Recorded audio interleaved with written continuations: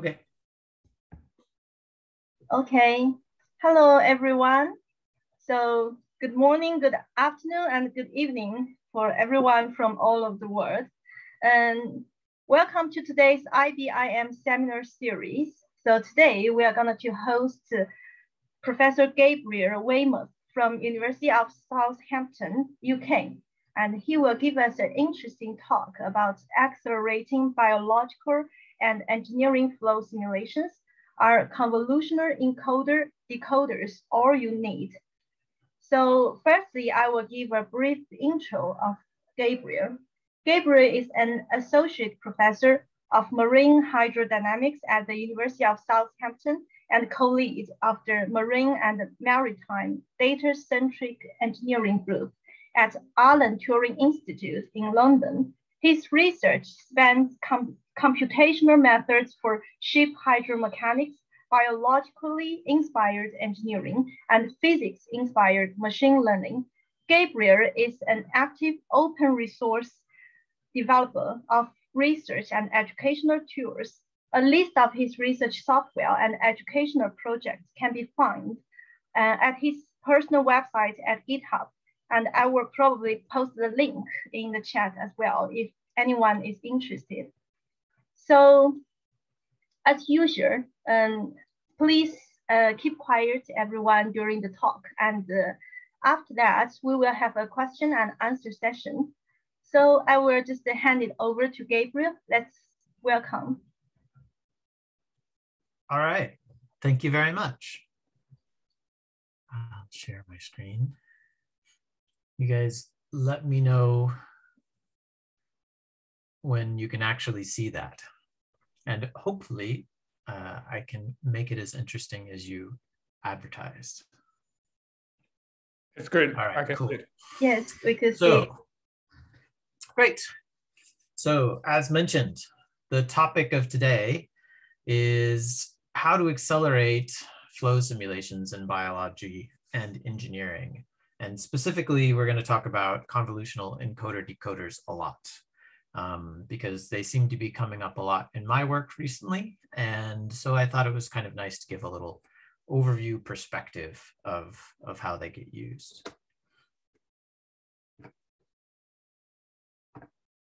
Okay, so the title that I have there as my subtitle is a little riff on this famous paper, Attention is All You Need, that came out in 2017.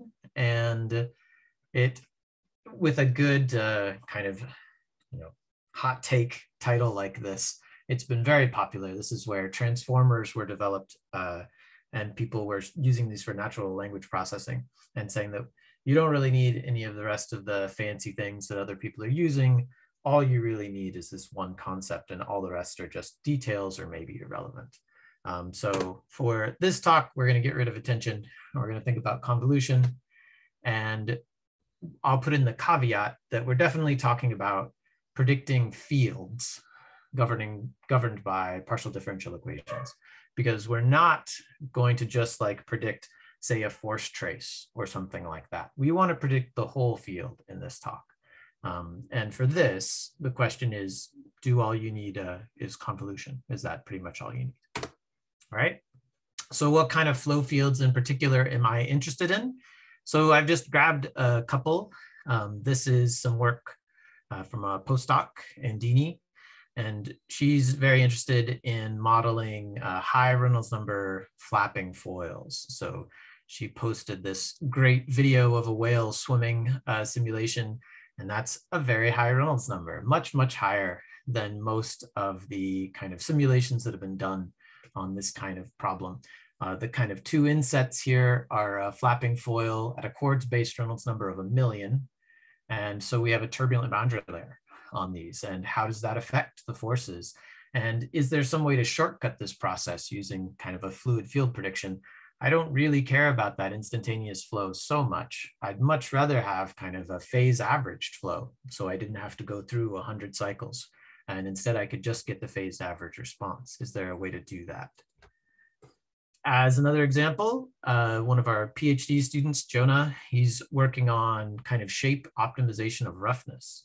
So there's been a lot of work on roughness for flat plates, but what if the shape is moving? That's where kind of biological roughness was actually developed. Maybe the tricks of that roughness work better in this case than they would on a flat plate. But there's a bunch of parameters to think about here, all of the kind of roughness geometry details. And again, it would be very nice if we could jump to these kind of predictions as quickly as possible. I could probably put up pictures from any of my students that are doing simulations. They would all like to have these kind of solutions come as quickly and easily as possible. So the question is then, can we use machine learning to do these things? Can machine learning accelerate this kind of the simulation of these fields or any others and help us do the analysis as well?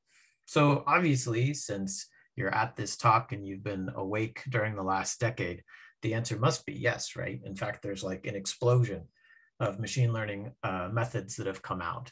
And I won't even try to go through all of the various acronyms here, but there's more types of machine learning methods than you can throw out the ball. There's pins and Cindy and bins, all kinds of stuff.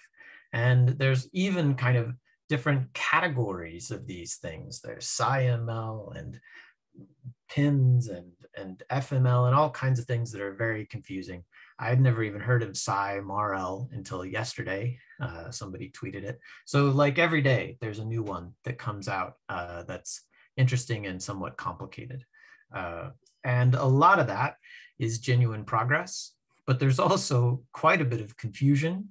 There's quite a bit of rebranding. So the same idea getting labeled 3 or 4 times. And of course, it's inevitable that there's always going to be some kind of hype too, where something gets really popular, even though maybe it's not particularly necessary. And that was the whole idea of this attention is all you need paper, trying to cut through some of that stuff and figure out what the underlying mechanism was that would help with natural language processing. So to help us keep our kind of calm on this, it's good to compare machine learning algorithms to a parrot. So it's a nice way to keep yourself in check, right? A parrot and machine learning, they can both learn random phrases. Neither one understands what it's learned. Both of them can speak nonsense, but only the parrot is a cute birdie, right? So like, don't get too absorbed in all of the details of this stuff. It's just a tool that we can use to try to help with the analysis that we want to do. And if there's an underlying process that's going to help in general, that's something worth knowing. And so kind of maybe the devil's advocate argument that we're going for in this talk is let's think about convolutional encoder-decoders as that fundamental bit for solving these kind of field equations within their limits, still not being a cute birdie. Okay, so what is a convolutional encoder-decoder? It's this basic kind of building block that was developed for image processing in machine learning, developed kind of originally 1990-ish timeframe, so about 30 years old now rather. And the basic concept is that you take in an image on one side, that image is encoded, pooled, and brought down into smaller and smaller arrays. Those small arrays are then decoded or upsampled back to a full size image or array at the end. So this kind of pipe process is what a convolutional encoder-decoder is doing. And one of the key elements to this being a convolutional encoder-decoder is that we only consider kind of a small region of pixels at a time. And those small region of pixels are encoded with some set of weights locally. So we're not going to take in the whole image. The next image down, the one that's encoded, is going to be almost entirely influenced by pixels that were near each other. And that the weights that are used to do that are uniform across each level. So from one level to the next, we can change these things, but on a level, it's doing the same job at each time, okay? So that's kind of the key process for a convolutional encoder-decoder, and it's been astoundingly successful in the field of image processing, and our applications and fluids are pretty much just an extension of that. So I want to talk about 3 application levels of CNNs to fields simulation and analysis. And I've kind of ordered these in terms of how independent is the simulation part or the fluids part and the CNN analysis part. So the first level is that they're just totally independent. So we're going to think about, we've got some data from experiments or from simulation, and we just want to use some kind of machine learning approach to do the analysis of that. And even within that small category, there's a ton of different flavors. You can use autoencoders, you can use Bayes nets. There's a lot of different tools like this. And since we're mostly independent of what's going on, it's really easy to mix and match. And there's a lot of kind of open source resources available. So if you see one paper doing something neat with some sort of a CovNet, you can grab that from online and try it on your problem. So there's not a lot of baggage in this case. So that makes it really nice. The problem with this level of independence is that the results that you get depend really heavily on the data quantity and how you're representing that data, kind of the way you set up the problem. So let's look at an example to see how this might work. So this is an example open source library. It came out about 2 years ago. I think it was actually up online a little earlier with the archive preprint, but it's been published in AIAA on deep learning RANs simulations for airfoils. So the situation here looks really similar to the one I showed you in image processing, right? On the left-hand side, we've got a sequence of boundary condition images. These are encoding what the boundary conditions are for this flow and the shape of the boundary. That's passed through the CNN, and the output we're looking for are the field quantities. So the pressure field, velocity field. And how are we going to know if we got the right one? Well, we have to run a bunch of simulations, and then we'll do some sort of L1 norm is what they've done here. So they're taking the L1 loss between what the CNN predicted and what they had pre-computed with the RANS code. And it's a really nice package. It's free for use online, and I recommend you guys try it out. So having seen this package, we tried it out for a new problem, because that's a good way to figure out if a tool is really very general. So instead of doing that kind of single element airfoil, I have a student, James, who wanted to try it on a multi-element airfoil system. And in particular, he wanted to try it on Formula One, these kind of spoilers on the front right before the wheel.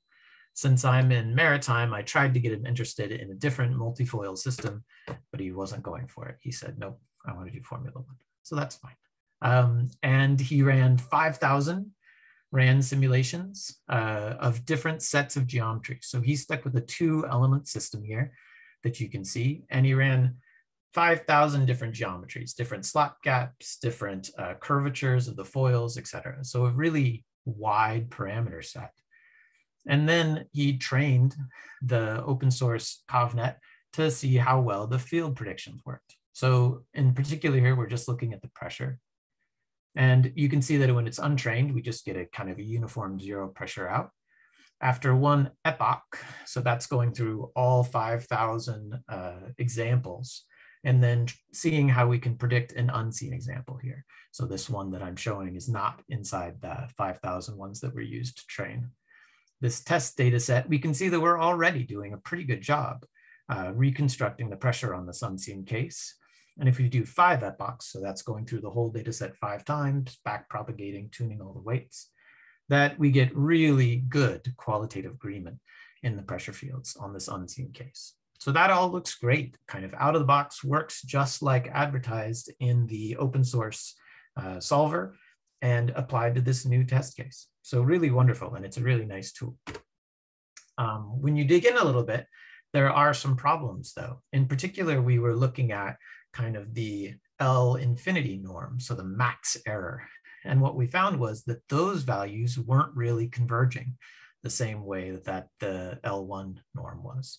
So it was getting the kind of average flow very nicely, but we were looking at extreme values and it really wasn't being captured. So here's a zoom in on a different test case. So here you can see that because those foils are very close to the ground, they have very low pressures, right? That's the whole point, is that they're sucking the front of the car down. And the extreme low pressure on the nose isn't being captured by this tool. And that's very typical. It's very hard to try to predict this sort of thing when all you have is an independent data analysis tool like this. But the kind of silver lining here is that you can always adjust these things yourself. So that student developed a custom loss function where kind of we used the known pressure boundary condition to extend that pressure field. And we reduced the maximum error by a factor of 2 by making that relatively small change. So by taking that kind of off-the-shelf tool, open source tool, and making a very small adjustment to it, we get not just kind of good qualitative agreement, but very good quantitative agreement as well on this pressure field. And that leads very nicely into application level number 2. So now we're no longer independent of the flow that we're trying to simulate.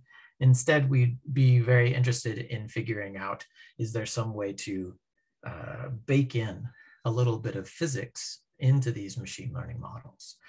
With the goal that this encoded physics would reduce the burden on the training data. So we have however many examples we have. In that case, it was 5,000.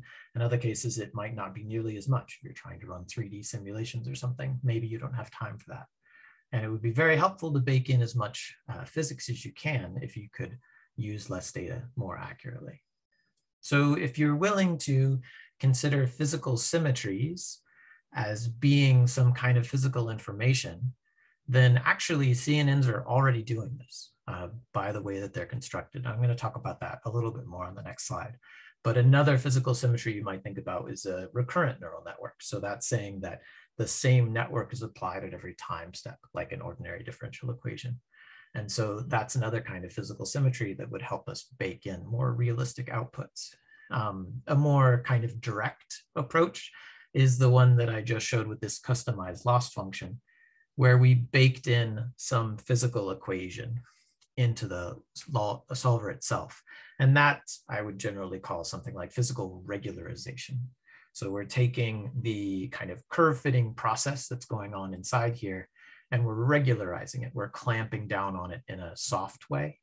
So we're penalizing things which don't conform to some known rules we have.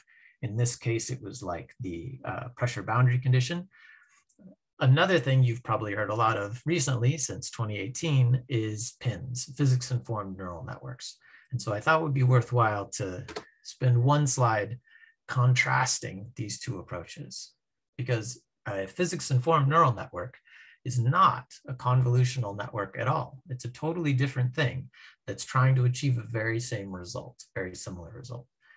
So let's contrast those two briefly. So PINs, the idea is that we're going to predict the fluid field, so velocity or pressure, as a continuous function of space and time. So you pass in your location and the time, and it spits out the velocity and pressure field. And that's very interesting and cool. And the really nice part about this is that it means that we can augment the loss function. So we have some data to train this on, but we can augment that by adding in the residual of the governing equation, because we can apply automatic differentiation to the neural network itself. And we can figure out, does it satisfy the Navier-Stokes equation? This neural network is supposed to be the velocity field now, so it should. And by using that and as an additional loss function, we can clamp down on errors. And that's really neat. It makes it a very flexible tool, and there's a lot of exciting opportunities to use that. I think it is still important to kind of think about what that implies, right? So if you have really smooth pressure fields, like we're showing in this example from the kind of original paper in 2018, then there's no problem with what I just described. But if we're trying to model something more complicated like turbulence, the idea that we're going to resolve that velocity function doesn't really make sense. So we'd still have to be modeling any unresolved features. Or say you had a RANS model, like the example that we had here, then we don't know the exact governing equations because there's a RANS term, there's the undescribed terms. So we can't clamp down on that because we don't know the closure in the first place. So there's still the need to model those unresolved features using PINs, but it is an interesting technique. Convolutional encoder-decoders do this a different way. They're approaching kind of the same goal from a different direction. So instead of making a function that spits out the velocity and pressure, they're just trying to predict the whole array. So they're treating this like an image, you know, and it could still be in 3D, of course, but they're predicting it all in one shot. And the way that this is more physical, it's embedding this symmetry of translation. So we're using the same weights and we're scanning across the whole input image to do the encoding and decoding, which means we've built in translational symmetry. And you can also build in rotational symmetry as well with these covenants. And localization. So if we've got translational symmetry and localization, basically what we're doing is we're enforcing that whatever field we come up with, it's going to satisfy some kind of a partial differential equation, because that's what a partial differential equation is. It's something that takes in a local curvature, local changes, and it applies that same rule everywhere. And so that's precisely what the CNN is getting you. It's just getting it to you a different way. The bonus thing that the CNN does for you is that you don't need to know the PDE. You've kind of constrained it to act like a PDE generator without having to know what the underlying PDE is yet. And that's a big advantage when we move on to application level 3. So in the third level of integration here, we're not just doing a simulation on its own, and we're not just doing analysis on its own with or without adding a little physics. Now we're trying to think about how we can take these machine learning tools and put them inside a simulation. So as usual, the kind of easiest way to do this is in terms of a closure model. So we're letting the simulation handle the resolved scales, some big scale things, and we'll have the machine learning handle the unresolved scales, whatever's going on kind of behind the scenes. One way that you can do this, and it's been used a lot, is to tune or expand some known closure model. So if you already have a linear closure model, you could add another term to it, or you could tune the coefficients of the closure you already know. But like we just said, the really fun thing about data-driven CNNs is that we don't need to know the closure model. We can just let the data tell us what that should be, no matter how complicated or nonlinear it happens to be. And so I'm going to show you 2 examples of that. So this first example is trying to figure out a data-driven turbulence model for slender geometries. So here's an example. This is a kind of floating production structure, and there's some risers and mooring lines coming off of this structure. All of these are very slender and could be kilometers long, almost. A lot of these pipes would be. And we know that the flow, as current goes past here, these things are going to get moved around a lot because of vortex-induced vibrations. And the flow scales there are micrometers. So the difference between the kilometer-long pipe and micrometer-long turbulent eddies mean that we're never going to be able to do a direct numerical simulation of something like this, probably ever. So what can we do to fix this? The kind of key physical insight that we'd like to bake in here is that the flow is essentially homogeneous along the span. So if I pick some point along one of these risers and we look at the flow, and then we pick some point a little further along, we're going to get statistically the same kind of thing. There isn't going to be anything new happening. We'd have to make a big change along the pipe before we got to something statistically different. So how do we embed this insight? Well, in potential flow, we could just do strip theory. We just slice the geometry into a bunch of pieces, do a bunch of 2D simulations independently, and then add them up. But that's not going to work for a viscous flow, especially not for a turbulent viscous flow. That's because 2D and 3D flows are qualitatively different when you've got turbulence. So here's 2 examples. One is the videos showing here. So on the top, I'm showing you a little mixing rod kind of situation in 2D. So it's a little cross that's oscillating back and forth, and it's generating all these 2D vortices. And you can see the characteristic of that is that these little vortices all add up. They contribute and add up more and more, generating bigger and bigger vortical objects that come back and impact the mixer, and totally would be big forces that you'd have to think about if you were trying to power this thing. If you look at the 3D picture, this is a 3D simulation that's then been averaged along the span. And we can see extremely different features. So those big vortices that are being generated off of the tips are breaking down. They're being broken into small scale fluctuations, which then get dissipated out. This is your classic turbulent energy cascade, and it just doesn't happen in a 2D simulation. We see the same thing for the wake behind a circular cylinder. So the wake behind here, a 2D slice or a 2D simulation rather, we get large vortical structures that never go away. Whereas in a slice of a 3D wake, we have almost no large structures. Everything's been broken down. So we can't just do 2D simulations.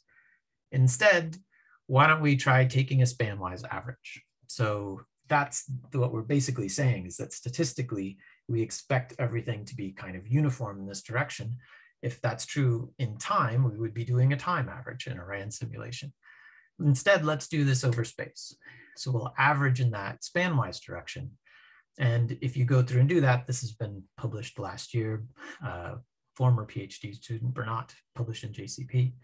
And he did a really cool job and showed that we've got these 3D equations. After spanwise averaging, they become 2D equations decoupled from the spanwise equation. And the 2D equation ends up looking just like a 2D RANS equation. You've got kind of your resolved scales, which now mean the spanwise average flow. And then you have a subgrid scale, but in this case, it's kind of a spanwise stress residual. So this SSR term. And the SSR term looks just like RANS, but now the averages mean in the span direction and the fluctuations also mean in the span direction instead of time.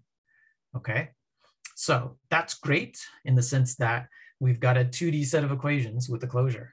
That's just like kind of 2D LES, like the simulations I was just showing you. Those simulations are super fast, very easy to do. The problem is that, like I just showed you, the physics are nothing like 2D.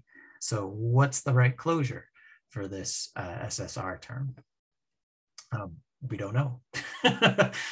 We tried all of the classical Boussinesque and other kinds of turbulent closures, and they're totally uncorrelated. So the spanwise resolved fields and the spanwise stresses are completely uncorrelated with anything that's been done classically for RANS. So instead of giving up and walking away, let's actually use CNNs. Let's try a real deep learned closure where we don't already know what the answer is. We're not trying to tune it or extend it. We're trying to figure it out in the first place. And we'll do that using a CNN. Same kind of basic structure we saw before. And that worked great, actually. So the CNN was able to uncover that totally nonlinear relationship between the spanwise averaged flow and this fluctuating residual term that we needed to model. So this video on the left side is showing you, this is a 3D simulation where we've calculated the spanwise residual term that we want. So this is like our target in the CNN. And then we've got the CNN itself trying to replicate that. And we can see that the correlation is extremely good. So more than 90% correlation between these two fields. Excellent, excellent stuff for a turbulence model. If we're looking more specifically at the mean flow field, so kind of the resolved scale in this case, on the top, we've got the spanwise average of a 3D flow. That'll be our initial condition. And then we evolve that forward in time, 2 convective cycles for the second image. In this case, we're using the convolutional closure. And we can see that we maintain the same basic structure. So we haven't lost anything. We still have kind of large vortices here, but then all of the small scale things stay small. So those vortices are basically the effect of them breaking up from vortex stretching is being captured by that closure. However, if we start with this same 3D initial condition and we start running a 2D simulation, immediately we start going back to 2D flow, just like those videos I showed you before, where we are getting accumulation of the vortices instead of breakdown. So this won't work. And we can get a very clear indicator of that if we looked at the lift and drag. So these are lift and drag coefficients for these 3 cases. So the black line is the right answer, the 3D simulation. The red line is the SANS+CNN. And we can see that it doesn't match perfectly, but it's matching pretty darn well. There's a little phase shift in the lift, but that's okay, especially compared to the 2D. So if we tried to do this with kind of just 2D strip simulations, we can see that the lift immediately goes crazy because these very large vortices are too coherent and forcing this object way too much. All right, even better is that this closure generalizes well. So the CNN really did learn something about how this process works. It didn't just kind of curve fit one particular case. So the CNN was trained on one Reynolds number on a circular cylinder, and that's it. And here we're testing it on two different Reynolds numbers, unseen Reynolds numbers, Reynolds number 10,000 and 4,000. And we're testing it on two unseen geometries, an ellipse, either kind of broadside to the flow or aligned with the flow. And the 3D simulations on the left and the CNN result on the right. And you can see that, especially for Reynolds numbers, the generalization is excellent. It's still doing a really good job figuring out what that kind of relationship is between the Spanwise resolved things and this SSR. In the unseen geometries, the wake looks very good. Right near the body, we're missing the fine scale structures.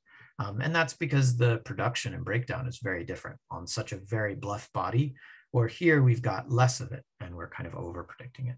So it makes sense that we wouldn't figure that out from the one geometric example we have. But in terms of kind of the vortex stretching breakdown in the wake, that we've clearly nailed. So that's pretty good. Those predictions were better than 90% accurate using this 2D simulation plus CNN closure. And that's a 2D simulation instead of a 3D simulation, which is running 200 times faster per unit span. So if we're talking about a kilometer long pipe, then there's essentially no comparison, right? We're going to be thousands of times faster, able to do this in strip theory. And we never could with TNS. So that's great. It is, of course, limited to slender geometries like pipes, but you could also do it with foils or towers or struts or any kind of long object, of which there are a lot in engineering. And so that's nice. And so it's kind of should be making you really excited, right? We've got these convolutional neural networks that we can just plug in to any hard problem we have, and we can get 100 or 1,000 times acceleration every time we do that, right? Maybe we can, maybe we can't. So as a final example, I wanted to show you guys one successful example that didn't quite work out that well. Whoa, sorry. All right. So this final example I wanted to show you is on pressure projection. So if we're looking at some simulation like this water splashing against this block here, or any of the other simulations I've shown you of unsteady flow and turbulence, one of the key steps in solving these numerically is projecting the velocity field into a divergence-free field at each time step. And that's done with this pressure Poisson equation. So this is an elliptic equation for the pressure, and it's got variable coefficients. In this simulation, we've got coefficients that are variable because of the relative densities of air and water, but also because of the immersed geometries. So that's an important feature there. That simulation or that elliptic equation gets turned into a linear system for the pressure. So in this particular case, here's a very simple example of a 2D case. I think it's like 5x6 grid cells or something. This would be what your Poisson matrix A looks like. So this would be multiplying your vector P for the pressure, and that multiplication of those two needs to equal the residual, whatever it is, that's the divergence of the initial velocity field. So that's what we need to do. The kind of important thing to see is that this Poisson matrix is very, very sparse, which means that it's very easy to multiply it by P and get your residual. But to solve for the pressure that you need in order to satisfy this residual, you need to multiply kind of at least implicitly by this inverse. So this is the exact matrix that I'm showing you here, except now I've solved for the inverse and I'm plotting it up. And we can see that that inverse is dense. It's not sparse anymore. So every point in the computational domain has to talk to every other point in the domain in order to carry out this matrix multiplication, or in general, for however you're going to solve this system, you need kind of communication throughout the whole domain. That's very slow no matter what, because that's a lot of all-to-all communication, but it's especially bad if we're trying to run things on high-performance computing systems with tons of processors, because we don't want to communicate across those. So that sounds like a hard problem, and CNNs solve hard problems for us, right? So let's just solve for P with CNNs. Hold your horses. So trying to accelerate the pressure solver puts us into some very well-established territory. So I kind of teased in the abstract of this talk that convolutional neural nets appear to be not 30 years old from the image recognition days, but actually 60 years old. And here's why. Because there's a very well-established technique to solve Poisson equations like this called the geometric multigrid method. And the way a geometric multigrid method works is it takes your pressure field and equations on your fine grid, on your actual simulation, and it projects them down to smaller and smaller and smaller problems. It solves those problems, and then it maps the solution back up to larger and larger cases until finally you're back to where you started. Does that sound familiar to anybody? Yeah, it's a linear convolutional encoder-decoder network. So this multi-level method for solving these kind of problems is actually 60 years old. And it's obvious that this is really the same as the convolutional networks that we're dealing with in all these modern applications. The big difference here is that this is a linear process because the pressure equation is a linear equation. And so that's something that we need to think about. Unlike where we're mapping boundary conditions of a flow to its final RAND solution, that's a very nonlinear problem that we're mapping ins and outs to. Here we've got a linear problem. So the restriction phase here is just a linear encoding. The prolongation phase in GMG, that's a linear decoding. And each of these kind of intermediate solution steps, the map solve step here, that's some kind of a linear activation function instead of nonlinear like we do in a CNN. But really super analogous. So since this is already here, is there anything left for us to do? It's not like I can bring the first CNN to solve pressure equations. That ship has sailed 60 years ago. Is there anything that we can still do, though, where we can accelerate this process using machine learning? We want to accelerate this kind of V cycle, it's called. So bringing it down and back up in the language of multigrid is called the V cycle. Yeah, I think there is something we can do, but we have to be careful about it. So the main thing we need to maintain is linearity and pressure. So since the governing equation now is linear, we can't be throwing a bunch of logit functions on stuff. That doesn't make sense, because if I double the pressure, I need to double the residual and vice versa. If I add two residuals together, I need to be able to get the sum of the pressures. So we need to obey those linear equations or else it's not going to work. But that doesn't mean that we don't have anything that we might learn. One thing we definitely could have is that we could adjust the weights. So there's kind of weights involved in the encoding and decoding, and there's weights involved in any of the intermediate solve steps. And those could be nonlinear functions of the matrix A and the residual R. And so that's what we're going to do. And in particular, I'm going to go with the smoother step, so the kind of intermediate solve. The reason why is that we can get away with the simplest encoding and decoding. I don't really want to make those more complicated because the very simplest versions work. But the smoother step has some room for optimization. The simplest smoothers that work at all are called the Gauss-Seidel smoother and successive over-relaxation. We won't get into the details of those here. The important thing is they're problem agnostic, so they're tools that always work. They don't know anything about your matrix or your residual or the particular case that you're solving. They're just tools that work.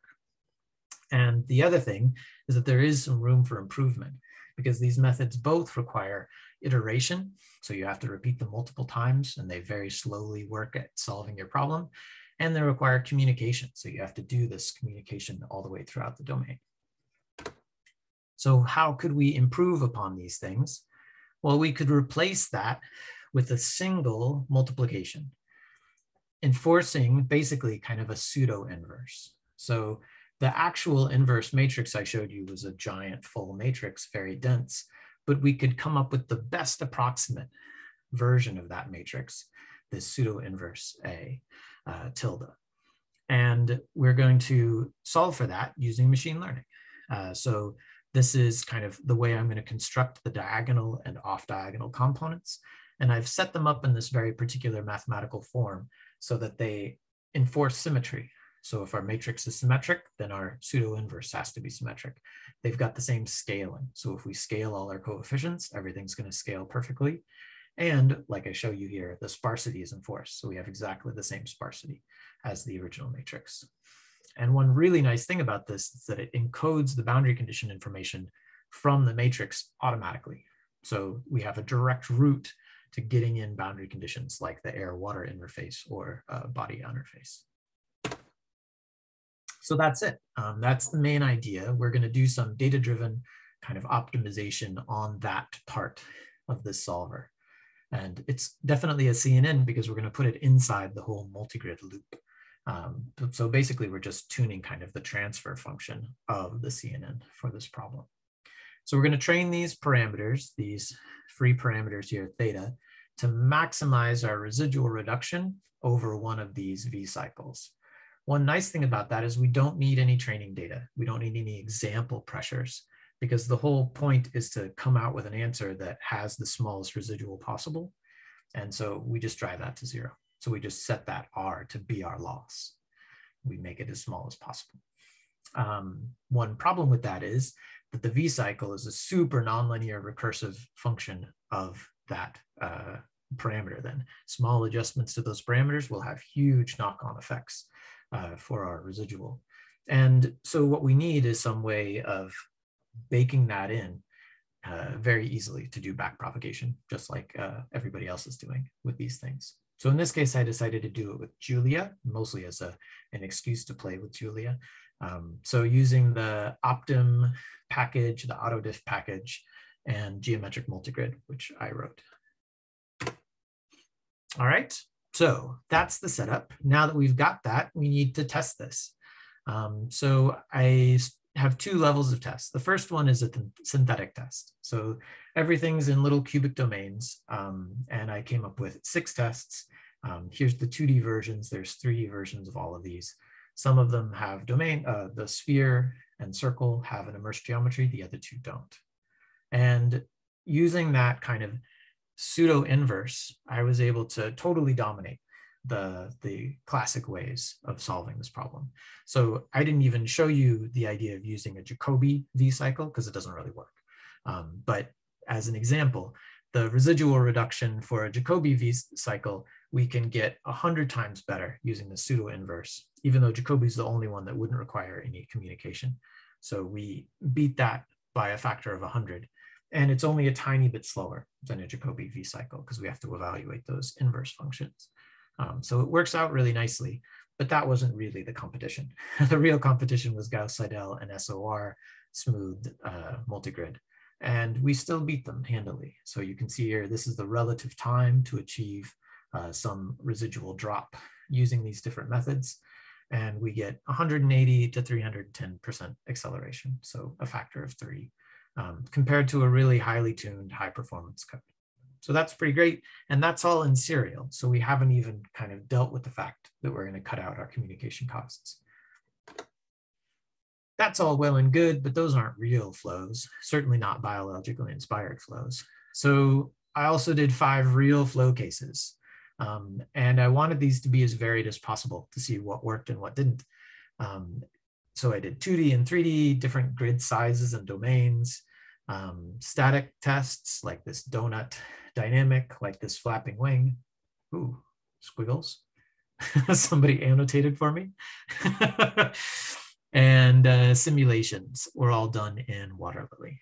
Oh, I wanted to show you this residual field here. So this is an example of a swimming shark, and this is kind of the data that's being used to train here. So you can see that as the simulation goes on, this is the flow residual that's handed off to the pressure solver that it needs to kind of drop down to 0.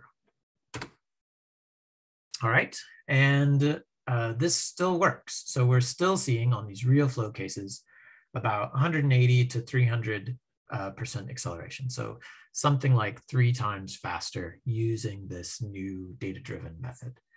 What I thought was even better, though, was the fact that this generalized relatively well. So if I take the pseudo-inverse that I trained on the synthetic data and don't do anything new to it at all, and just apply it to these 5 new cases that it's never seen before and that are totally different because it's an actual flow solver, then you get this kind of light green line. This is the transfer learned. And we can see that most of the gain of using this new approach is already there, just transferred over from the synthetic data. So the synthetic data was enough to teach it a lot about how to take pseudo-inverses, even of problems it hasn't seen before.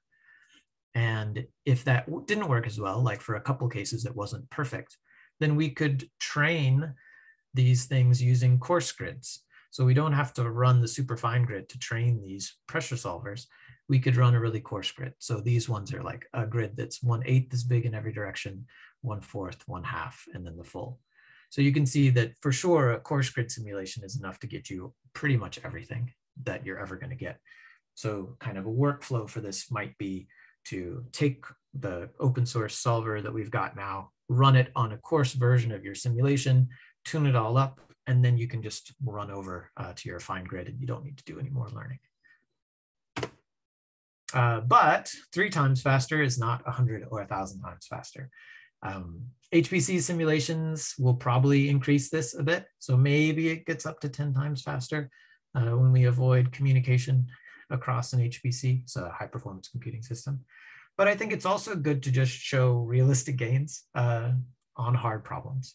So trying to say that everything's got to be 1,000 times faster is a little crazy. And it's the sort of thing that leads to excessive hype. So I think showing a 3 times gain on a hard problem, a real hard problem, is good. It's good enough.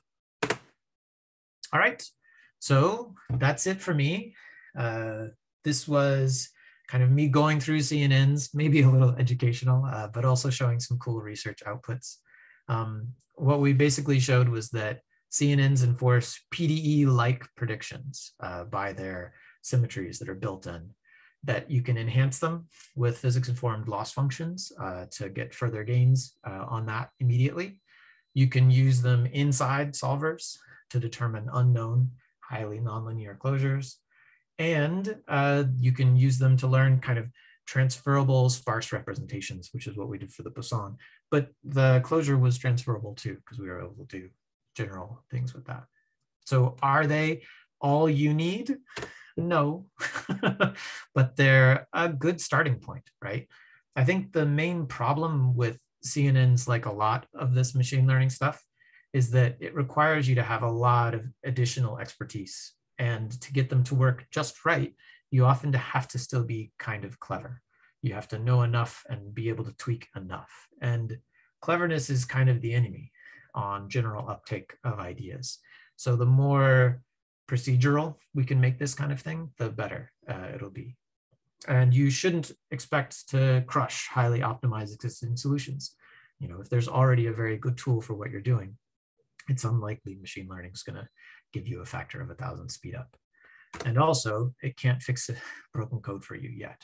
So this is a PhD student of mine who ran a simulation earlier, and you can see that the upstream geometry isn't quite working yet. And machine learning can't help with this either. Okay, so that's it for me, and I'd be happy to take any questions you guys have. Of which there are many, I'm sure. Oh, Rajiv. Hey. Hi, Gab. How are you doing? How's it going?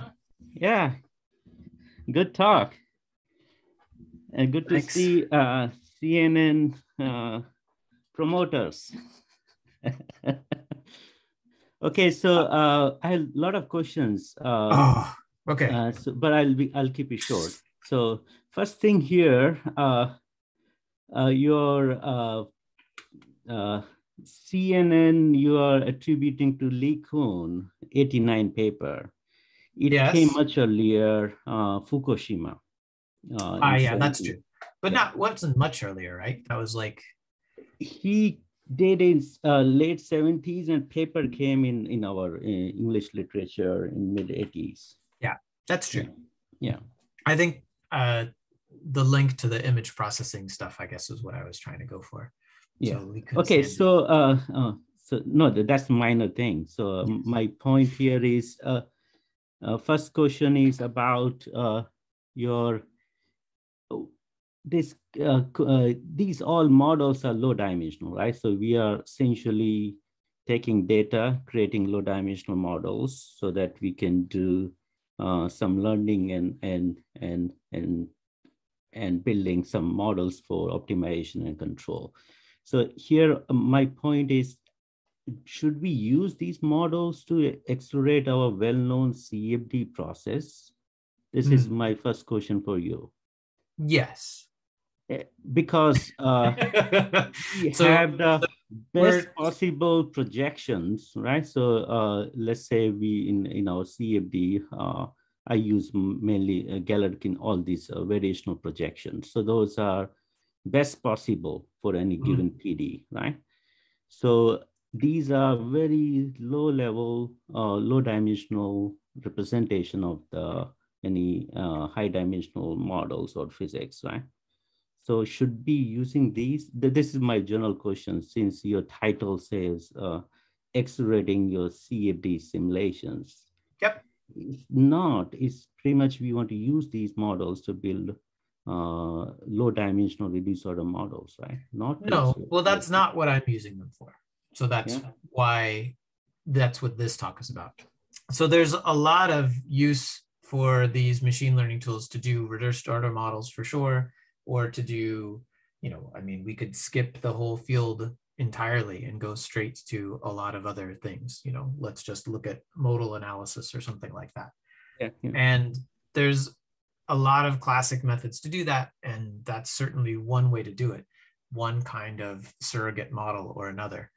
But what we're talking about at this one is to try to skip through some of the complicated steps and either use these tools to accelerate what's going on, like we showed in the second two examples. So trying to do 2D simulations and then represent the 3D physics using this kind of a closure, or to take a pseudo-inverse, sparse pseudo-inverse, and kind of build that up. In both of those cases, we're really accelerating the flow solver that's doing the full representation of the job it's been given. And we're using the machine learning to help build in the parts that it's missing. And for that, I think it's really good. And if you're trying to do a different job, then like come up with a surrogate model that you can run 1 million cases on, then you definitely want a different tool. Or not definitely, but it's quite possible you want a different tool. Right, okay. No, my point is the same thing what pins are doing. So they're trying to use machine learning. So we got the PDs, which are high dimensional, right? So they're coming through representing infinite degrees of freedom. And CNN, all these machine learning models are highly low dimensional, right? So they have low dimensional representation. And using low dimensional inside your high dimensional models, that part I'm not getting there. It should be, we use high dimensional data to build your low dimensional models, not to use low dimensional model inside your high dimensional physics, right? Well, but I mean, here, what is a closure model, Rajiv, other than a low dimensional thing that you put into your CFD code? Yeah, so let's say in your this multigrid thing, right? So we know you can use Krylo subspace, right? So or conjugate gradient. That's mathematically for Ax equal to B, right? And that's the best possible. But geometric multigrid is absolutely faster, and it runs in order in time. So that you can't beat geometric multigrid with Krylov subspace. This is a much better method, runs way faster. So like, that's okay. And trying to say that we can't use low dimensional things inside a CFD code is like throwing out turbulent models in general, right? Because the whole thing is that they're low dimensional models of a much more complicated phenomenon. So this we are is simplifying them. So anytime we're trying to do a multi-level physics code, then you're always going to do this. So instead of saying, I'm going to assume Boussinesque or whatever, trying to kind of fit a really low dimensional curve fit to some pre-existing data that may not even be what I've got in my current problem. Instead, what we can do is open it up to a few thousand parameters. And as long as that's being constrained properly, then those will be very helpful in uncovering the relationships that you need. No, I think it needs much bigger discussion. So here, Reynolds average, these are phenomenological models. We are mixing two things here. So low dimensional in the sense representing your low dimensional functional, right? So here, LES or RANS, these are phenomenological. They are not low dimensional, I would not call them, right? So low dimensional means you have functional representation. So machine learning is pretty much having your low dimensional function, right? And figuring out this we call low dimensional manifold inside in your data sets. Why don't we discuss that a little bit more? A little offline. Okay, so all right, I think that's all we can tell offline. Okay. Yeah, all right. I think, yeah, anyone else have any questions? Maybe we could have one more question and then that's the end. Yeah, if not, we just thank Gabriel for the interesting talk. And that's it. Thank you everyone for attending. Thank you, Gabriel. Thank you. Thank you. Thank you.